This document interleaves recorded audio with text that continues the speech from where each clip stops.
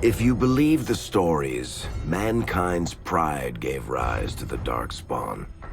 Countless in number and toxic to all life, Darkspawns search endlessly for an archdemon.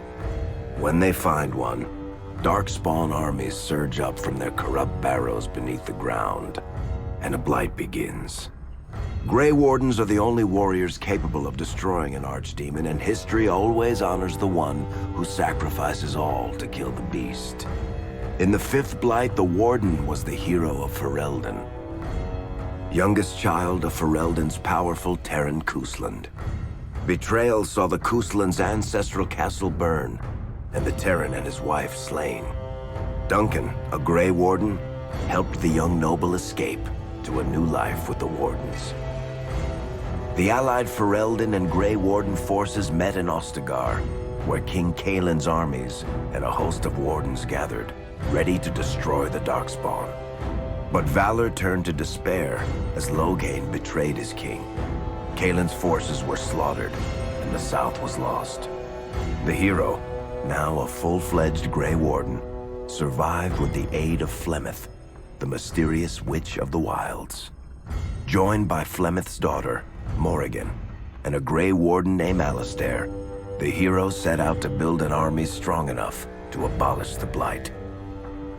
With the traitorous Loghain now seated on Ferelden's throne, the Warden sought help from the influential Arl Eamon of Redcliffe.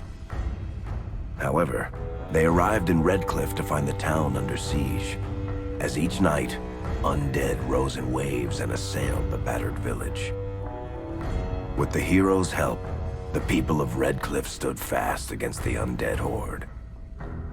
The Wardens reached Arl Eamon's castle only to find the Arl lying at the edge of death, and his court fallen into madness.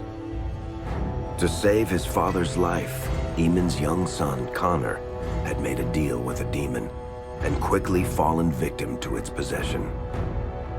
The hero intervened, freeing Connor from possession, and breaking the demon's hold over Redcliffe. But deals with demons are never straightforward. The demon agreed only to save Eamon's life, not restore him to health. Arl Eamon needed a miracle to recover. The hero located an urn containing the sacred ashes of Andraste, which were said to cure any ailment. The urn was protected by ancient traps, tests of will, and a dragon-worshipping cult that wanted to twist the urn's power to its own ends. The urn remained pure, but mysteriously disappeared after the Wardens departed. Only the temple dedicated to it still stands. With a pinch of the ashes, the hero restored the Arl to health. Informed of Loghain's treachery, Eamon swore his political and military support. The circles of Magi are bound by oath to aid the Grey Wardens in times of blight. However, Lake Calenhad's tower could offer little help. One of its mages, Uldred, had become possessed by a pride demon and was twisting other circle mages into abominations. The hero fought to the top of the tower and defeated Uldred, saving the remaining mages. Grateful for their lives, the mages joined the Warden's army. The allies gained at the Circle were not the only soldiers to join the Warden's forces, however. Dalish elves don't usually make alliances, but even deep hatred can be set aside in the face of oblivion. An ancient curse was destroying Ferelden's largest Dalish clans, turning the elves into werewolves. Zathrian, the clan's keeper, claimed that the cure required the heart of the great wolf, Witherfang. Years before, Zathrain himself had afflicted a group of humans with the curse that now ravaged his clan. As long as he lived, the curse endured. The hero freed the werewolves from the long-standing curse, and the Dalish joined the Warden's forces.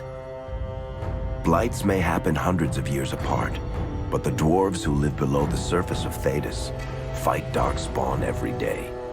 No one is better schooled in battling Darkspawn than the warriors of Orzammar, except perhaps their allies of old, the Grey Wardens. The hero arrived in Orzammar in the wake of King Endrin's death to find political factions fighting for control of the dwarven capital. Only the vote of a venerated paragon could break the deadlock to elect a ruler, and order the dwarves to honor their Grey Warden treaty and join the battle against the new blight. The hero set off to find a paragon named Branka, who had disappeared into the deep roads in search of a legendary artifact, the Anvil of the Void, created by the renowned smith Caridin to forge mighty war golems. The hero helped Caridin destroy the Anvil of the Void, along with the dark secrets that could trap a living soul inside a mechanical construct. The hero emerged from the deep roads with a master-forged crown to bestow the Paragon's favor upon whichever rival candidate would be crowned king. Balin, the youngest son of King Endrin who was suspected of foul play, or Haramont, the aging traditionalist backed by the Dwarven Assembly. Balin followed his father to the throne. He leads with a ruthless but progressive hand, seeking to re-establish ties to the surface kingdoms. With Dwarden's strength now bolstering the Warden's army, the hero had to deal with Loghain so Ferelden could stand unified against the Darkspawn before the Blight swallowed the world. The kingdom of Ferelden stood divided. While some nobles supported Loghain's regency, others condemned his inaction against the Darkspawn. Civil war brewed, and Arl Eamon called a landsmeet in hopes of curtailing the conflict and removing Loghain from the throne. As penance, Loghain was sentenced to join the Grey Wardens and fight Darkspawn until the end of his days. As the Warden's united army massed in Redcliffe, the Darkspawn overran Denerim, laying siege to Ferelden's capital city. The hero's army fought valiantly through Denerim and broke the Darkspawn siege. On Fort Dracon's highest tower, the hero's strongest allies fought alongside the Warden in a final heroic battle against the massive Archdemon. The Archdemon was killed without the sacrifice of a Grey Warden's life. With no Archdemon to lead them, the Darkspawn scattered. Most fled underground, still teeming in number and always seeking a new Archdemon to awaken. The shattered kingdom of Ferelden embarked on a long journey to recovery. In the Blight's aftermath, strong leadership was crucial. Alistair, King Caelin's half-brother, and Queen Enora, Caelin's widow and daughter of Loghain, joined in a political union. Together, they ushered Ferelden into a new era. Ferelden still stands, as obstinate and resolute as the Dog Lords ever are, but the events of the Fifth Blight loom over it as the nation rebuilds. For people across Thedas, legends of the hero of Ferelden remain the nation's brightest beacons of hope during its darkest times. It all began in Kirkwall, the fall of Knight Commander Meredith, the Kunari Uprising, and of course, the Chantry's destruction and the onset of Mage Rebellion. One person always stood amidst the swirling chaos: Hawk, the champion of Kirkwall. The Hawk family fled Lothering, refugees from the Blight. Leandra, mother of the champion, and siblings Bethany and Carver, hoped to find refuge at her family's estate in Kirkwall, far to the north. While Hawk had no magical abilities, the champion was at the heart of events that ultimately led to the Mage Rebellion. The Hawks escaped the Blight with the help of Aveline Valen, a warrior and family friend. It's said that the family was also aided by Flemeth, the notorious Witch of the Wilds. Hawk's brother, Carver, never reached the Free Marches. He was killed by Darkspawn while protecting his family. The family's first years in Kirkwall were difficult. Leandra's brother Gamlin had lost the family fortune. The Hawks lived in poverty, forced to indenture themselves in return for entrance to the city. To pay off the debt, Hawk was forced to work for a gang of smugglers.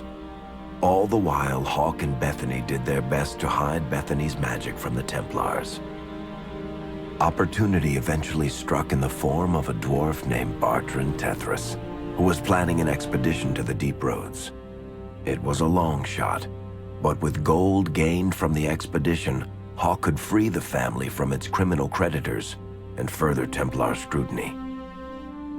Hawk met a rogue Grey Warden named Anders, who possessed detailed maps of the deep roads. These maps were crucial to the expedition's success.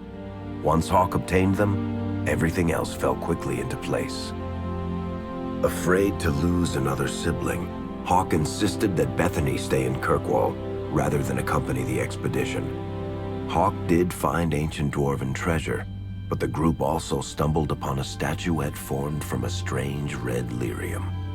Upon returning to the surface, Hawk found Templars taking Bethany away. Her magic had been discovered. She joined a mage circle soon after. The gold Hawk recovered from the deep roads brought back Leandra's stately childhood home in Hightown. The Hawks had barely settled into their new home when Leandra was murdered. A deeply sinister and twisted killing.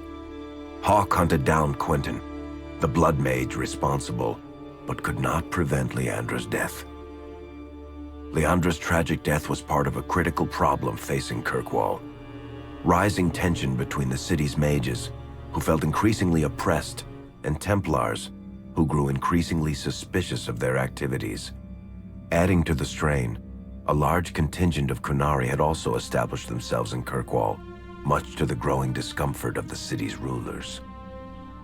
After their dreadnought was shipwrecked many years before, a group of stranded Qunari were allowed to remain in a cordoned-off area in Lowtown. As time passed, the Qunari made no effort to return home, and offered no explanation about why they remained. Tensions rose to a breaking point.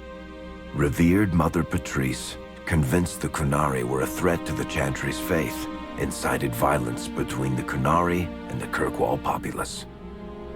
Hawk knew that Patrice would bring about unnecessary conflict. Though the champion tried to stop her, Patrice orchestrated the murder of Seamus Dumar, a Viscount's son and a recent convert to the Qun. When her crime was discovered, a Qunari assassin killed her. After Seamus was murdered, the Arishok of the Qunari group lost patience with the humans of Kirkwall. They would now submit to the Qun or die. The Qunari struck hard and fast. They took the palace in Hightown and beheaded the Viscount to immediately quash any resistance. Aided by Knight Commander Meredith and First Enchanter Orsino, Hawk reached the palace and stood toe-to-toe with the fearsome Qunari leader. Hawk fought the Qunari leader. The fierce battle resulted in the Arishok's death and the liberation of Kirkwall from its brief occupation. The Qunari quickly withdrew from the city entirely. Hawk saved Kirkwall and earned the grudging respect of the city's Templars, mages, and nobility, along with the title that history remembers, the Champion of Kirkwall. Kirkwall's problems were still not over, however.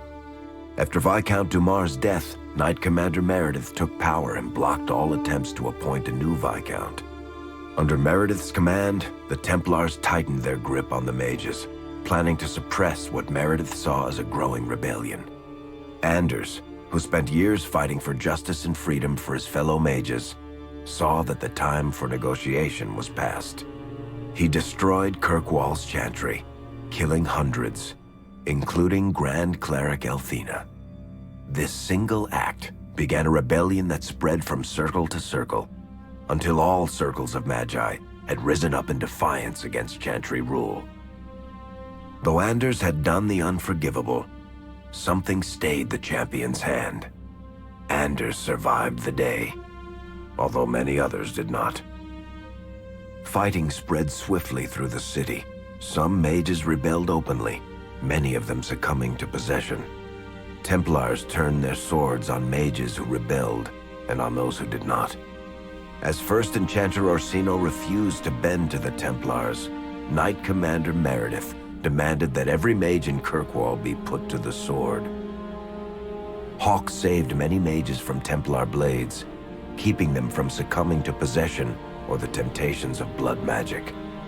In the end, however, Hawk was forced to strike down Orsino, who had betrayed his own values by resorting to blood magic himself.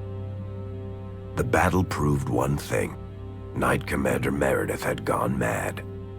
Hawk saw the truth of it when Meredith unsheathed her sword, and the red lyrium idol from the deep roads was embedded within it. The blade fueled her hatred and paranoia, as it had for months. After a horrific battle, the red lyrium of the Knight Commander's sword consumed her as she died. Meredith became a statue, her face a frozen mask of horror. Little is known of the champion since that final battle. However, Hawk's story lives on in legend and song. Memories of the indelible changes the champion of Kirkwall brought to the face of Thedas. The Mage Rebellion in Kirkwall was felt throughout Thedas, the news spreading like wildfire. The Templars clamped down in response, but each new restriction only made things worse. Led by Grand Enchanter Fiona, the mages voted for independence. The Circle of Magi would govern itself, without the Chantry and especially without the Templars. The result was cataclysmic. 2 circles were destroyed. Those within killed to the last mage, before the rest fled into the wilderness. Perhaps the mighty Empire of Orlais could have intervened in the war before it began, but that was not to be. Grand Duke Espard began a deadly civil war against Empress Celine, vying for the Orlesian throne. The mages were offered safe haven in neighboring Ferelden, but the Templars followed, and so their battle spread across all of Thedas. As head of the Chantry, Divine Justinia ordered the Templars to stand down. They refused, declaring their own independence. Thus, the war began in earnest. Templars hunting mages, mages fighting Templars. Their clashes wreaked untold destruction, and all sense of order was falling to pieces. Divine Justinia made one final desperate bid to end the war. She approached the leaders of both sides and convinced them to come to a conclave held on neutral ground. With the Chantry to mediate, mages and Templars will talk for the first time since this all began. It is our last, and perhaps our only, chance for peace.